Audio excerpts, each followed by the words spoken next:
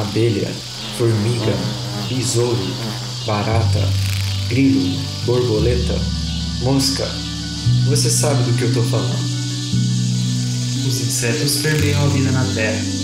O que você sabe sobre eles? Eu sou o Caio. E eu sou o Pedro.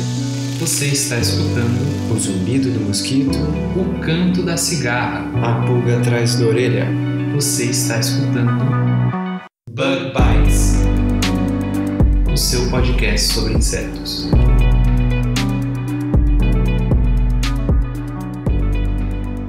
Estamos começando mais um Bug Bites. Falando diretamente da toca do Besouro Studios. E essa semana a gente vai continuar aquele nosso papo que a gente teve semana passada. E principalmente comentar um pouquinho do trabalho de mais algumas pessoas que eu entrevistei lá no CBE 2018 em Gramado. Mas antes disso, a gente tem recado essa semana, Pedro? Tem sim, Caio. E antes dos recados, a primeira coisa que a gente gostaria de fazer é agradecer a todo mundo que foi lá visitar a gente no nosso stand durante o congresso e também a todos os nossos ouvintes que assinam o nosso podcast, que, só lembrando, né, é gratuito. O aplicativo é gratuito e a assinatura também, que não passa de uma inscrição. É isso aí, Pedro. E quem quiser saber como faz para assinar, a gente vai deixar o link aqui na descrição desse episódio e também lá no nosso Facebook de um vídeo que eu fiz e tá lá no nosso canal do YouTube. E viu? Já aproveita e se inscreve lá. E no canal do YouTube você também encontra outras coisas, não só os episódios. E sempre vale a pena lembrar que a gente está sempre aceitando comentários e sugestões. Se quiser mandar o seu feedback pra gente, você pode encontrar a gente no Facebook, no Instagram, ou manda um e-mail para prodbugbites@gmail.com. Bom, Pedro, e seguindo, né? Esse mês de setembro é o mês da prevenção ao suicídio. Se você que está escutando a gente quiser conversar com alguém sobre isso, a gente indica o número 188 do CVV, que é o Centro de Valorização à Vida, e lembrando sempre que a ligação é gratuita. E lá no website deles, você também pode utilizar o chat, se você preferir. É só você procurar aí no Google, a gente vai deixar também o link no post do Facebook e também na descrição desse episódio. Sempre lembrando, se você não está se sentindo bem, se você tem alguma coisa que está te incomodando e você quiser conversar com alguém, basta utilizar esses recursos que a gente está aqui deixando para você. É isso aí, Pedro. Converse com alguém. A ligação e o chat são serviços oferecidos gratuitamente. Então, Caio, vamos lá para o nosso episódio da semana? Bom, Pedro, mas antes disso, né, a gente tem a nossa curiosidade da semana. Vamos lá, então.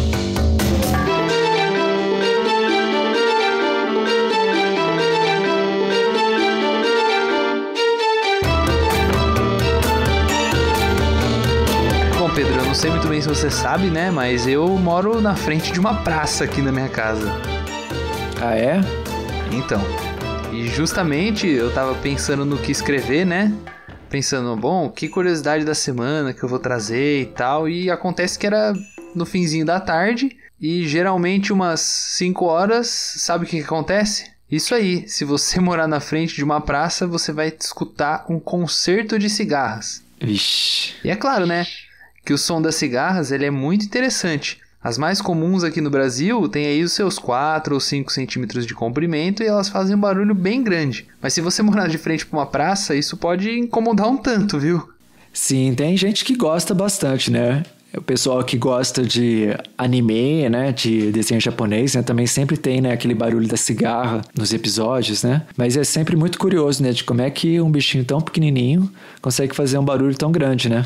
Sem dúvida, Pedro. E foi mais ou menos essa ideia aí que o Jon Petit pensou lá em meados de 1997, quando ele trabalhava lá na University of Florida, lá nos Estados Unidos. Ele fez um levantamento e a gente vai deixar o link dele lá no nosso post do Facebook do Bug Bites para quem quiser dar uma olhada. Que interessante, cara. Ele fez um levantamento, você quer dizer assim, fez um levantamento de quem são os insetos mais barulhentos? Então, Pedro, foi mais ou menos isso. Pelo que eu encontrei aqui, em 97, ele queria saber qual que era o inseto que cantava ou que produzia o barulho mais alto. E o legal disso é que ele pediu ajuda de algumas pessoas. Primeiro ele pesquisou no Yahoo, assim, Loudest Insects, que é mais ou menos algo como insetos mais altos ou insetos cantam mais alto, alguma coisa assim, né? Depois ele pediu ajuda para o pessoal que trabalha com entomologia, né, em uma lista de e-mails, que é ainda bastante comum hoje em dia. E ele também fez uma busca em um banco de dados de referências bibliográficas que ele tinha na época sobre o assunto, né?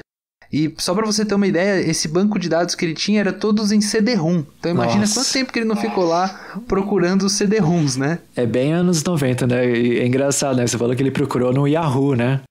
Hoje quase ninguém procura no Yahoo, né? Mas até semana passada eu tava vendo um gráfico comparando, né? Fugindo um pouquinho do assunto, mas comparando essas ferramentas de busca, né? O Yahoo, na verdade, era e por muito tempo foi até recentemente o maior competidor do Google, né? Já o Bing, ele não tinha muita expressão, né? Pedro, eu acho que aqui no Brasil, nessa época, o mais comum era o KD, né? Você lembra do KD? Eu lembro sim. Tinha o Alta Vista, tinha várias ferramentas de busca. Vários trabalhos fazendo no KD. Sim. Bom, Pedro, mas continuando, né, na nossa história que eu tava contando aí do John, ele acabou descobrindo que os insetos, eles tinham até uma medida feita para você tentar saber o quão alto era o barulho que os insetos faziam ou não. E essa medida era chamada SPL, que é o inglês de Sound Pressure Level, ou nível de pressão sonora. E ela era produzida por um inseto a uma distância de 50 centímetros. Assim, o inseto que tivesse o SPL publicado maior ia ganhar o prêmio de inseto com barulho mais alto. Ah, que interessante essa abordagem, hein? E que insetos que ele testou? Então, Pedro, na realidade, ele fez essa pesquisa, né? Ele perguntou pro pessoal e de acordo com o que ele publicou em um livro, que a gente deixou o link aí, né? Que a gente já falou, a fonte mais produtiva dele foi, na realidade, a lista de e-mails. E muita gente ajudou ele a encontrar possíveis candidatos. A maioria desses candidatos era das ordens Orthoptera, que é a ordem dos grilos e dos gafanhotos, e também da ordem Homoptera, que era chamada na época Homoptera. Hoje essa ordem mudou de nome, é a ordem Heteroptera e a ordem das cigarras. E as espécies sugeridas foram alguns grilos lá da Malásia, alguns gafanhotos e até mesmo um grilo europeu. Já no caso das sugestões de cigarras, foram mais de 70 espécies, que atingiam de 69 a 106 decibéis. Nossa, 69 a 106 decibéis, isso é muito alto, hein? Eu procurei aqui no Guia dos Curiosos, né? E eu vi que tem uma comparação lá, né? Que 100 decibéis corresponde ao som de uma britadeira, ou da bateria da escola de samba, ou da sirene da ambulância, ou de um cortador de grama. É bem alto mesmo, né? É bem alto e bem irritante, né? Ficar muito tempo escutando isso deve deixar a pessoa louca, né? Bom, mas no final, né, de toda essa pesquisa, toda essa busca que ele fez, o que ele encontrou foi que o inseto com barulho mais alto a 50 centímetros de distância era a cigarra Brevisana brevis, que é uma cigarra africana e que atinge uma média de 106,7 decibéis. E empatadas em segundo lugar ficaram as cigarras Neltibicen pronotanis e Neltibicen hash, ambas presentes lá nos Estados Unidos com 105,9 decibéis. Só que aí, né, Pedro, o nosso ouvinte pode estar se perguntando, né? Como é que um bichinho tão pequeno, de uns 5 centímetros, como a gente já falou, pode produzir um som tão alto? Como é que funciona isso? Ele tem um alto-falante dentro dele? Pois então, é uma pergunta muito interessante, né? Tem a ver aí com a bioacústica do órgão que produz o som na cigarra, né? Então eu e você, né, a gente pesquisou, né, a gente foi relembrar das aulas lá da graduação e a gente viu, né, que tem aquele órgão, né, o órgão cimbálico, são órgãos pareados, né, na cigarra, tem um de cada lado da cigarra e esse órgão possui uma espécie de membrana quitinosa reforçada, que quando esse órgão contrai, né, fazendo aqueles pulsos, né, de som da cigarra, né, vum, vum, vum. Essa contração é amplificada na cavidade desse órgão e faz a membrana vibrar nos dois lados do corpo, fazendo o som característico do inseto. Se você nunca viu essa membrana, né, vale a pena, né, você dar uma olhada numa cigarra, ou você pode olhar numa foto que a gente vai deixar lá no post do Facebook para você ver. Bom, Pedro, a gente precisa também dizer, né, que uma dupla de pesquisadores, no caso o Alan Sanborn e a Polly Phillips, em 95, eles descobriram uma relação entre o peso das cigarras e o nível de pressão de som dessas cigarras, que de acordo com eles era diretamente proporcional, ou seja, quanto mais pesada a cigarra, mais alto o som que ela produzia. Faz sentido, muito interessante. Mas ok, essas cigarras que esses autores mediram, era representativa assim do mundo todo ou de uma região só? Bom, Pedro, na realidade, o Ellen Sanborn e a Polly Phillips, elas fizeram uma correlação apenas entre as cigarras norte-americanas, né? Então, de acordo com o que a gente conhece, pode ser que exista essa correlação. E se essa correlação realmente existir, a nossa Brevisana brevis, que pesa cerca de 0,3 gramas de peso seco, pode ser que ela perca o seu reinado aí no ranking das cigarras mais barulhentas para algumas espécies, por exemplo, como a Taku especiosa e a Pomponia imperatória, lá do Sudeste Asiático, que ainda não tiveram os seus sons estudados até a publicação desse trabalho, já que elas podem pesar 1,5 e 2 gramas, respectivamente. Só para você ter uma ideia, essas cigarras que a gente é acostumado a ver aqui no Brasil, elas têm mais ou menos 5 ou 6 centímetros e elas vão pesar mais ou menos 1 grama de peso seco. Então as nossas cigarras aí não estão muito longe, assim, dessas cigarras mais barulhentas, né? As que têm o recorde de ser mais barulhenta. Quanto que é mais ou menos o nível de som das cigarras, as mais comuns, assim, no Brasil? Então, Pedro, as nossas cigarras aqui no Brasil, pelo que eu vi numa reportagem aí, que eu vou deixar o link lá no post do nosso Facebook, elas não estão muito longe, elas estão chegando mais ou menos aí nos seus 70, 80 decibéis, o negócio é barulhento. Só para o nosso ouvinte ter uma ideia, como você já falou, em uma rua movimentada, o fluxo frequente de carros tem mais ou menos os seus 70 decibéis. Agora, aquele barulho do liquidificador ligado chega a 80 decibéis. É bem barulhento essas nossas cigarrinhas aqui, viu? Mas canta bastante alto, hein, essas cigarras. Mas se a gente for parar pra pensar, Caio, a gente tá falando aí dos recordes, né, em valores absolutos, né? O que tem o valor de decibéis mais alto. Mas se a gente for falar por tamanho, né? Aí a gente não pode esquecer de um outro hemíptero, que é a baratinha da água, que não é para confundir com a barata da água, né? A barata da água é da família Belastomatidae. Já a baratinha da água é da família Corycidae. E a gente está falando especificamente da baratinha da água da espécie Micronecta schultzi, que tem só 2 milímetros de comprimento, mas mesmo sendo tão pequenininha, ela é capaz de alcançar incríveis 99,2 decibéis. Ou seja, tá para além do som do liquidificador ligado. E ela faz isso através da estridulação, que é como a gente chama o ato de estriar ou de esfregar, né, um órgão no outro. E no caso da Micronecta, ela usa o macho, né, usa o seu apêndice genital e esfrega contra o abdômen, fazendo esse barulho tão alto. E Pedro, eu escutei falar, quando você está passando em um riacho ou então em um lago que tem essa baratinha da água aí, dá pra você escutar, assim, bem de longe, um barulho dela na água. Olha.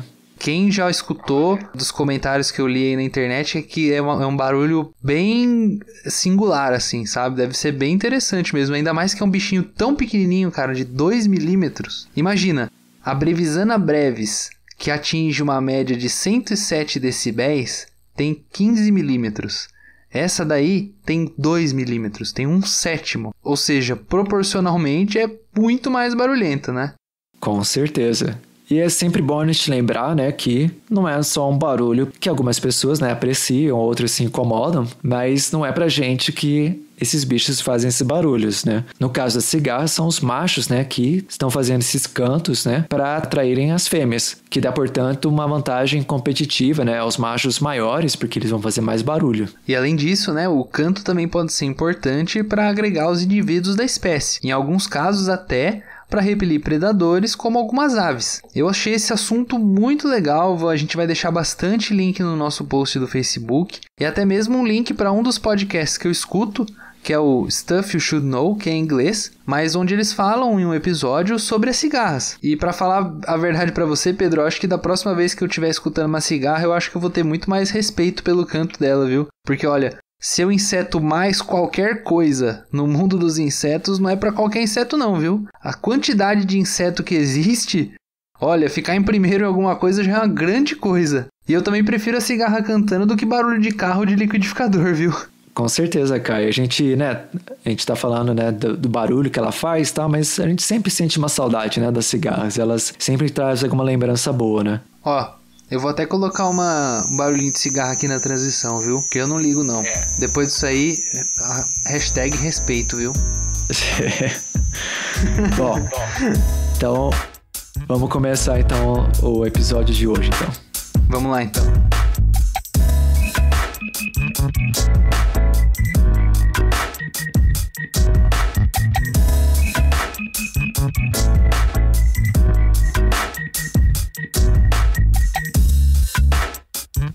seu Pedro. Nós vamos lá para nossa segunda parte do papo, que a gente começou lá no episódio da semana passada, como a gente já comentou. Mas quem tá escutando a gente pela primeira vez, como que faz para continuar escutando Bug Bites? Então, para quem tiver curiosidade, né, o Bug Bites sai toda quarta-feira. Quem se quiser se inscrever e ficar a par sempre que sair um novo episódio, você pode se inscrever no nosso podcast através do seu aplicativo agregador de podcast, né, do seu celular. E para explicar melhor, né, de como faz isso, como é que funciona, o Caio gravou um tutorial que a gente vai deixar o link aqui na descrição deste episódio, assim como lá no post do Facebook. É bem fácil de se inscrever. Caso você já queira saber, o link é bit.ly/assine-UBB, tudo junto. E se você, ouvinte, preferir receber os episódios toda semana lá no seu WhatsApp, é só você assinar bit.ly/bugbites no WhatsApp. O link também está aqui no nosso post e também na descrição desse episódio. Mas vamos começar aí com qual a entrevista hoje, Pedro? Vamos lá, então, lembrando aí o ouvinte, quem perdeu o episódio da semana passada, tem 9 entrevistas, né, se eu não me engano, que a gente fez. Muito legal, muitos trabalhos interessantes. E essa é a segunda parte. E agora, nesse primeiro bloco de entrevistas, né, a gente vai começar com 2 entrevistas. Uma do Gabriel, que estuda arboviroses. E arboviroses, para quem não sabe, são as doenças causadas por vírus transmitidos por artrópodes, como por exemplo a dengue, a zika, a chikungunya, a febre amarela. No caso do Gabriel, ele estuda culicídios, que são as muriçocas, os pernilongos, né, os mosquitos. E é legal que ele faz um trabalho de monitoramento de mosquito na região onde ele mora, procurando possíveis vetores de doenças aos seres humanos. A outra entrevista que nós vamos escutar nesse bloco é sobre o trabalho do Gustavo. Ele estuda possíveis plantas hospedeiras da diaforina, que é um inseto vetor, né, muito importante aí nas culturas de citros, né, porque ele é vetor do agente que causa o greening, né? Ele estuda principalmente rutáceas nativas do Brasil, como talvez hospedeiros alternativos, né? As plantas rutáceas são plantas da família do limão, da laranja, do pocã, a murta, né? Também é uma rutácea. Existem diversas espécies de rutáceas nativas, né? Aqui no Brasil. E como elas podem ser possíveis hospedeiras, o Gustavo, ele explica pra gente por que é importante estudar essas plantas. É isso aí, Pedro. E vale a gente lembrar, né, que o Brasil é um dos maiores produtores de cítricos do mundo. As plantas cítricas, que na realidade são plantas originárias da Ásia e não são nativas daqui. Então a gente entender a relação desse inseto transmissor dessa doença com essas plantas que são relacionadas, são parentes, vamos assim dizer, né, é muito importante. Vamos lá para a entrevista então. Vamos lá. Gabriel, conta pra gente qual foi o trabalho que você apresentou e que tipo de pesquisa que você faz. Boa tarde, sou Gabriel Ferreira, sou estudante de Biologia do Centro Universitário Jorge Amado, em Salvador. Eu trabalho na Fiocruz de Salvador, no Instituto Gonçalo Muniz, e meu trabalho é um inventário faunístico de culicídios em um remanescente urbano de Mata Atlântica, em Salvador. Os culicídios, eles são popularmente conhecidos como mosquito, pernilongos e muriçocas, e eles são importantes vetores de arbovirose de algumas doenças parasitárias. E é importante coletar e identificar esses indivíduos por conta da sua importância médica e de que a maioria das espécies não se tem conhecimento, não sabe se elas são vetores ou não de alguma arbovirose, então é bastante importante conhecer essas espécies para prever possíveis surtos episódicos, como o caso de febre amarela que ocorreu no passado, e fazer até mesmo o controle dessas espécies. Você conseguiu encontrar muitas espécies que são possíveis vetores? Como que foi o seu trabalho? No total, a gente coletou 11.916 culicídios. A maioria das 11.100 mais ou menos foram 11.093, se eu não me engano, foram da espécie Culex quinquefaciato, que é conhecida como muriçoca. Aqui no Brasil, ela é vetor da filariose, conhecida como elefantíase, mas ela pode ser transmissora de algumas encefalites. Encontramos também Aedes aegypti, Aedes albopictus. Aedes aegypti ele é vetor da dengue, zika, chikungunya, zika e mais recentemente e também da febre amarela. Aedes albopictus também é vetor dessas doenças, mas ainda não tem registro na natureza deles, acho que não tem registro na natureza deles infectados. E o Culex mesmo, as outras espécies que encontramos como limatos, Vaiomia, Aedes scapularis, são potenciais vetores de arboviroses. Muito bom, Gabriel. Parabéns pelo seu trabalho, muito obrigado pela sua entrevista. Obrigado. Gustavo, conta pra gente sobre o que você vai apresentar. Bom, eu vou apresentar parte do meu trabalho de pós-doutorado. Eu sou biólogo, fiz mestrado e doutorado na entomologia da Exalc, no departamento de entomologia, e hoje eu vou apresentar um pouquinho a respeito do meu trabalho de pós-doutorado. Eu venho desde o mestrado trabalhando com a parte de interação inseto-planta. Trabalhei bastante com variedade de copa, porta-enxerto na citricultura, visando entender um pouquinho melhor os aspectos bioecológicos da Diaphorina citri, que é um principal vetor de uma doença importante na citricultura, o greening. E agora no pós-doutorado eu estou trabalhando, fazendo a prospecção, ou seja, a busca de possíveis novos hospedeiros em rutáceas nativas que ocorrem no estado de São Paulo. Então a gente tem alguns resultados interessantes que mostram que em algumas nativas a gente consegue obter sobrevivência alta do psilídeo, o que é importante para entender um pouquinho da epidemiologia da doença em citros. E quando a gente entende a epidemiologia da doença em citros que você está querendo dizer, qual que é a importância de você saber quais são as plantas hospedeiras desse inseto? Por que você fica procurando e tentando entender quem que pode ser hospedeiro do inseto ou não? Bom, um dos principais problemas, no caso do HLB e do greening, que é a Diaphorina, que é o vetor, é o efeito de borda. E eu entender e saber quais as plantas podem ser hospedeiras nessa borda dos pomares, eu consigo focar meu manejo, direcionar meu manejo para essas áreas.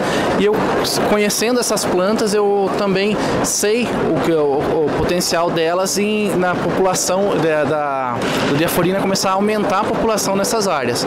E eu tento focar o meu manejo nessas áreas, pomares abandonados, sítios, inclusive nas plantas nativas, se for hospedeiro, e para evitar que ela migre para o pomar, evitando assim que ela comece a disseminação da doença no pomar. Muito bom, Gustavo. Parabéns pelo seu trabalho. Muito obrigado pela sua entrevista. Valeu, Caio. Obrigado. Bom, Caio, estou sabendo que lá no CBE vocês também levaram umas canecas para mostrar para o pessoal, né, para os nossos ouvintes que foram lá no congresso e para as pessoas que estavam conhecendo o nosso projeto. Como é que foi isso? É isso aí, Pedro. Eu e a produção, a gente levou 5 modelos de canecas que a gente fez aqui no Bug Bites para ajudar a pagar os nossos custos. A gente fez essas canecas em parceria com o pessoal da Baua Stamp. E quem quiser conhecer essas canecas, é só entrar lá no nosso Instagram, no @BugBitesPodcast ou no @Baua_Stamp e dar uma olhada nas fotos das canecas que a gente deixou lá. E também lá no nosso canal do YouTube eu fiz um unboxing delas. O link a gente vai deixar aqui na descrição desse episódio e também no nosso post do Facebook. E se você ficar interessado, você quiser pedir a sua, o pessoal da Baua entrega no Brasil inteiro. É só você entrar em bit.ly/barateza ou pedir pelo WhatsApp, bit.ly/barateza no WhatsApp. A gente vai deixar todos esses links também na descrição. E uma outra forma de você apoiar o nosso projeto é através da plataforma Padrim. Ou seja, você pode se tornar um padrinho ou a madrinha do podcast. Você pode nos apoiar a partir de R$2 por mês. Alguns apoios têm recompensas maiores que outros. Se você quiser conferir, é só acessar bit.ly/apoiebb. É isso aí, Pedro. Mas conta aí pro pessoal, quais são as próximas entrevistas desse nosso segundo bloco? É isso aí, Caio. Então, continuando a nossa série de entrevistas e de pesquisas muito interessantes que você encontrou lá no Congresso Brasileiro de Entomologia, as nossas próximas 2 entrevistas são sobre controle biológico. A primeira foi com o Gabriel. O Gabriel trabalha com controle biológico por meio de parasitoides, né? Ele trabalhou com o Trichogramma pretioso, né, que é um parasitoide comumente usado, né, em controle biológico, para verificar a sua eficiência contra branqueadores do tomate. Ele encontrou, né, coisas muito interessantes, inclusive que quando combinado com manejo integrado de pragas, né, a utilização desse parasitoide reduziu o uso de inseticidas de 3 para 1 aplicação só. Muito interessante.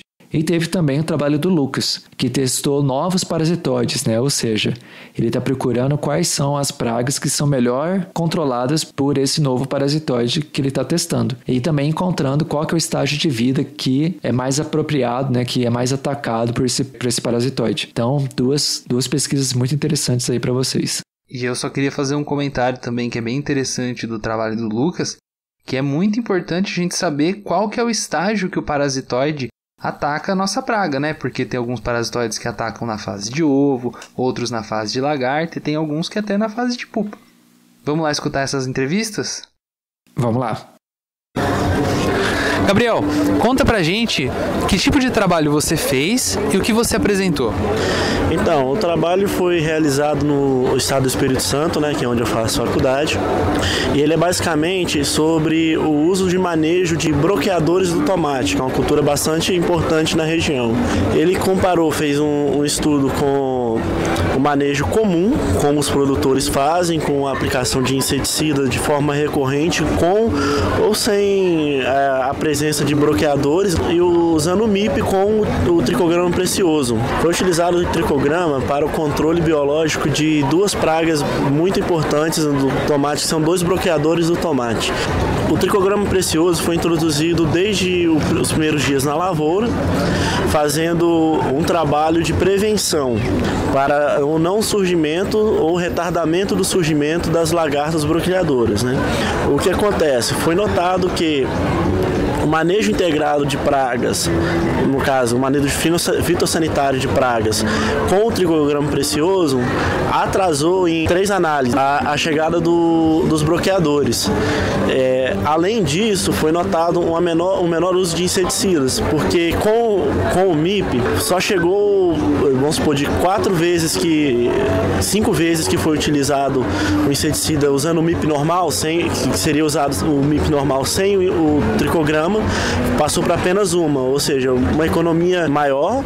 Além disso, com o tricograma e o MIP, houve uma redução muito grande do número de frutos brocados, ou seja, é uma consequência muito boa para o produtor, porque além dele economizar na não utilização de inseticida, ele teve um número maior de produtos, uma rentabilidade maior por hectare. O trabalho foi feito em 2 anos, e esse trabalho chegou ao final e foi feito as contas que o menor uso de inseticida e também o menor número de frutos brocados trouxe uma economia para o produtor no final de 2 anos de R$5.000 por hectare plantado. O trabalho foi feito utilizando, com o MIP foi utilizado também agentes químicos e biológicos que são seletivos. Muito bom, Gabriel. Muito obrigado pela sua entrevista e parabéns pelo seu trabalho. Muito obrigado a vocês pela divulgação. Lucas, sobre o que você falou? Olá, pessoal. Eu apresentei o meu trabalho de mestrado. Eu sou mestrando no programa de entomologia da Exalc. E eu apresentei o potencial do ectoparasitoide Abrobracon ebetor, que é um parasitoide de lagartas. E testei 13 espécies de lepidópteros, 13 espécies de lagartas. O objetivo é selecionar as melhores espécies para utilizar o meu parasitoide como um controlador em grandes áreas. A melhor espécie, a espécie que mais foi controlada foi a Agrotis Y e lagartas de quarto insta. E o quão importante você acha que é esse tipo de estudo, Lucas, para a sociedade, para a agricultura no geral? Quão importante você acha que é esse tipo de trabalho? Com os resultados que eu venho obtendo, eu acredito que esse parasitoide ele pode vir a ser mais uma ferramenta de controle de lagartas, pragas. Ele pode vir a ser utilizado num programa de manejo integrado de pragas. Muito legal. Além disso, você está pretendendo fazer doutorado? Como que vai ser? Sim, eu pretendo fazer doutorado. Não sei ainda a linha que vou seguir, mas provavelmente controle biológico. Não sei se eu vou continuar com esse parasitoide, mas trabalharei com controle biológico. Muito legal, Lucas. Parabéns pelo seu trabalho e muito obrigado pela sua entrevista. Obrigado. Bom, Pedro, estamos de volta aqui, né, para o nosso terceiro bloco. Mas, antes disso, eu também queria anunciar que o Bug Bites entrou em mais uma rede social. Dessa vez, a gente está também no LinkedIn. O link para você seguir a gente por lá tá aqui na descrição desse episódio também. E também lá no nosso post do Facebook. Sabe o que teve essa semana também, Pedro? O quê? A confirmação da sua participação no 7º Mobil, que vai rolar lá em Piracicaba. Explica mais pra galera aí como que faz para participar desse evento. É isso aí, eu vou lá compartilhar um pouco da minha experiência, né, de como pós-doutorando, né, no Brasil e no exterior, e também a experiência aqui com o nosso projeto do Bug Bites. Esse encontro vai acontecer do dia 8 a 11 de outubro, a minha participação no dia 11 na mesa redonda Atuação Profissional do Biólogo, Desafios e Perspectivas. Mais informações você encontra na descrição desse episódio e no post no Facebook. Só lembrando o nosso ouvinte que as vagas são limitadas, mas o custo é bem baixinho, é só R$40, então corre se inscrever, vai ser muito legal. E vai inclusive ter produtos do Bug Bites by Baua por lá, se você não tiver a fim de pagar o frete, né, e tiver interessado. Se você quiser divulgar o seu curso, o seu simpósio, o seu produto ou o seu serviço aqui no nosso espaço do Bug Bites, manda um e-mail para prodbugbites@gmail.com.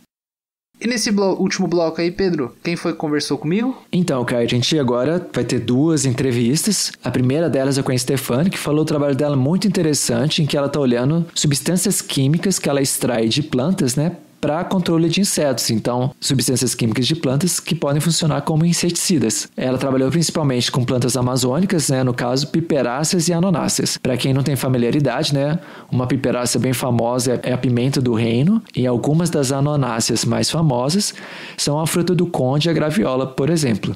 A outra entrevista que você vai escutar é da Heloísa. A Heloísa, ela apresentou o seu trabalho com controle químico de insetos, mais especificamente com controle de Spodoptera frugiperda, né? E é bem interessante porque ela extraiu uma substância de um fungo, né, que causa mortalidade de insetos, ela fermentou e tal, e ela esperava, né, que tivesse um efeito, né, inseticida, e ao invés de diminuir a herbivoria, ela verificou que essa mistura aumentou a herbivoria.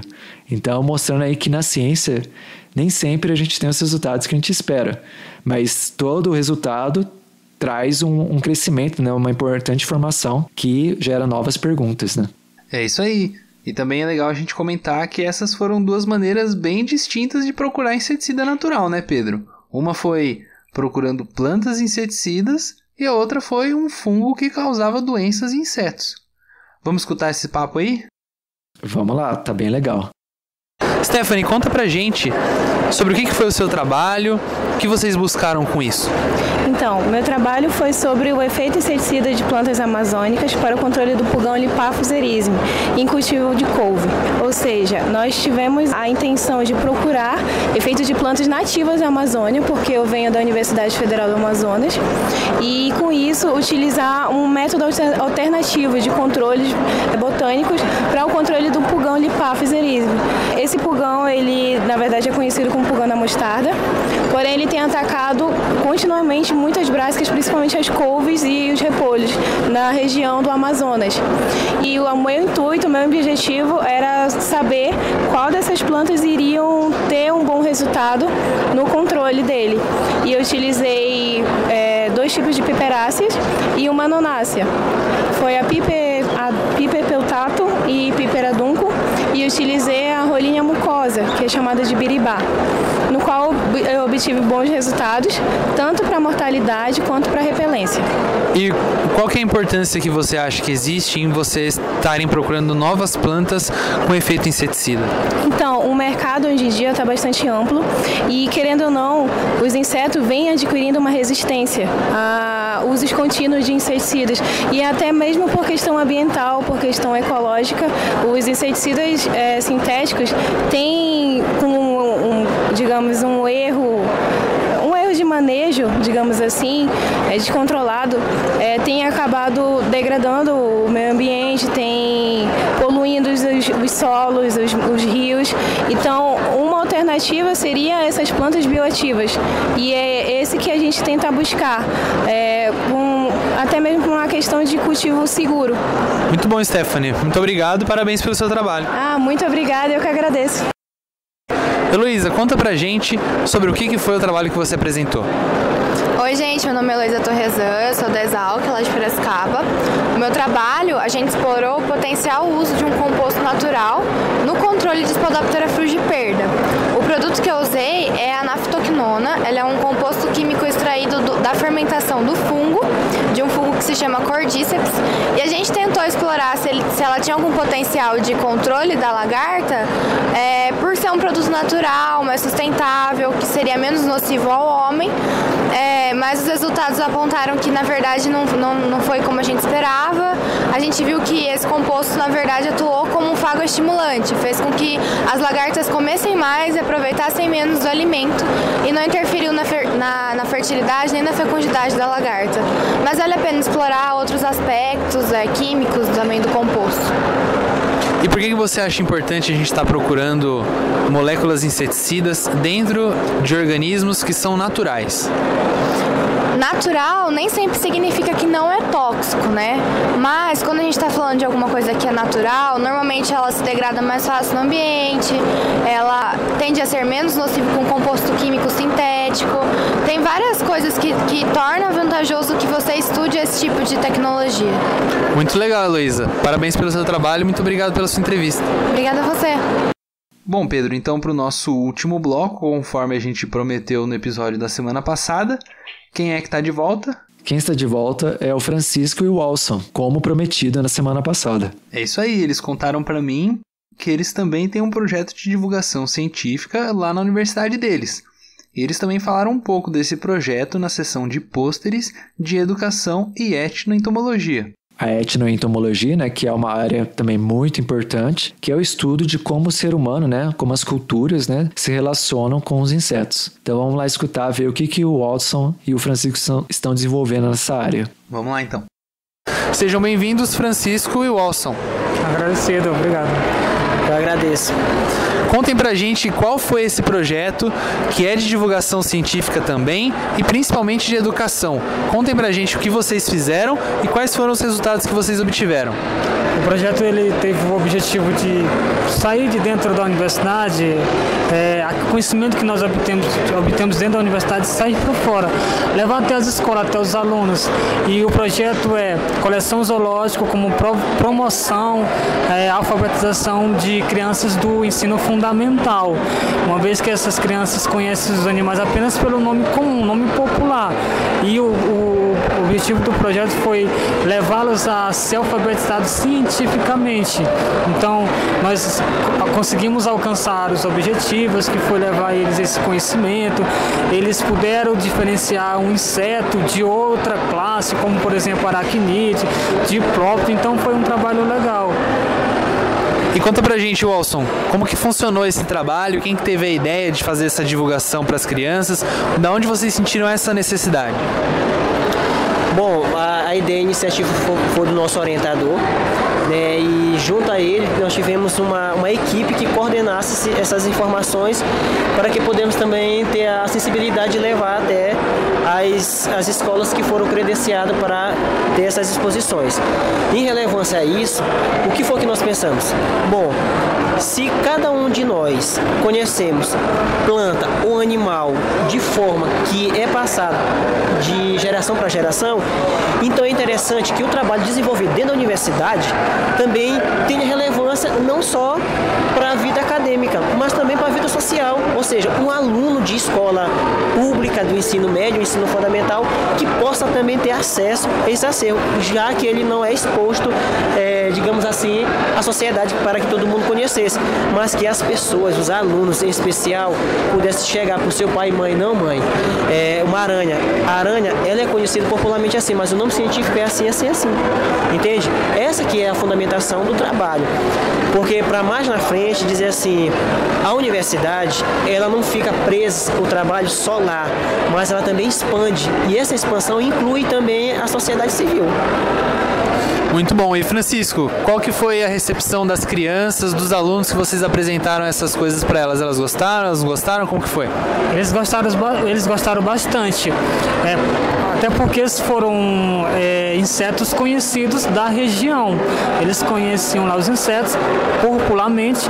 Quando nós abordamos o nome científico para eles começaram até a a brincar entre si. Eu aprendi a falar o nome científico desse inseto e tal. Eu aprendi a diferenciar uma aranha de um inseto, de uma borboleta, enfim. Então eles tiveram essa interação. A partir de hoje eu já sei que uma aranha não é um inseto, é um aracnídeo. Então eles gostaram bastante. Wilson, conta pra gente, esse projeto ele é realizado todo ano? Como que funciona lá na universidade de vocês? Não, o projeto ele foi executado esse ano, né? A duração dele foi de 6 meses, se não me engano.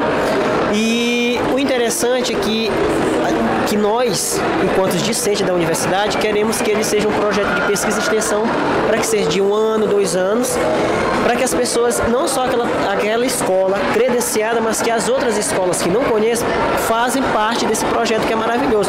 Porque, tipo, falar de caniforídeo, o que é caniforídeo? Ninguém sabe. Mas falar de uma mosca é simples, mas todo mundo sabe o malefício que uma mosca traz, mas ninguém sabe do benefício que ela também pode trazer pra gente. Então são coisas diferentes, em espaço diferente, que a gente pode estar unindo o útil ao agradável para que as pessoas tenham consciência e tomem noção do que isso pode trazer para todos nós. Muito bom, parabéns Francisco, parabéns Wilson pelo trabalho de vocês, muito obrigado. Eu agradeço, muito obrigado pelo convite. Eu agradeço. Muito bom, Pedro. Bom, eu pessoalmente espero que o pessoal tenha aproveitado um pouquinho aí desse pedacinho do CBE que a gente trouxe para vocês aí direto de Gramado. Infelizmente eu não pude trazer chocolate para todo mundo, mas eu trouxe essas entrevistas. Eu espero que vocês estejam satisfeitos, tá?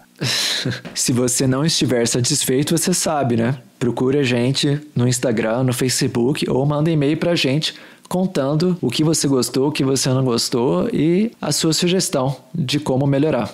Mas infelizmente eu não vou poder enviar chocolate pra ninguém porque eu já comi todos os que eu trouxe. Ixi.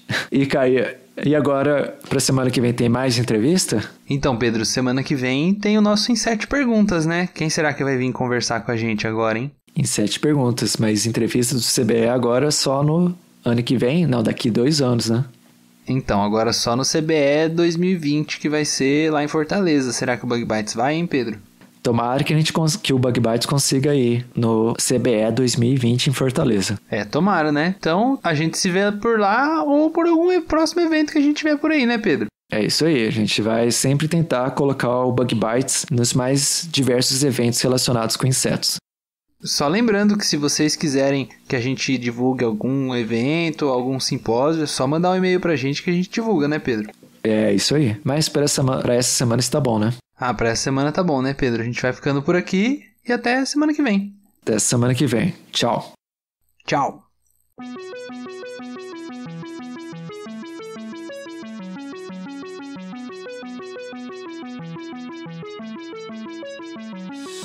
O Bug Bites é um projeto de divulgação científica relacionado aos insetos e à entomologia. Nosso conteúdo é produzido por especialistas da área e de acesso gratuito nas mais diferentes plataformas. O apoio de nossos ouvintes é muito importante. Se você gosta do nosso conteúdo, considere apoiar esse projeto. A partir de R$5 mensais, você pode apoiar o Bug Bites na plataforma Padrim. O link está na descrição do episódio.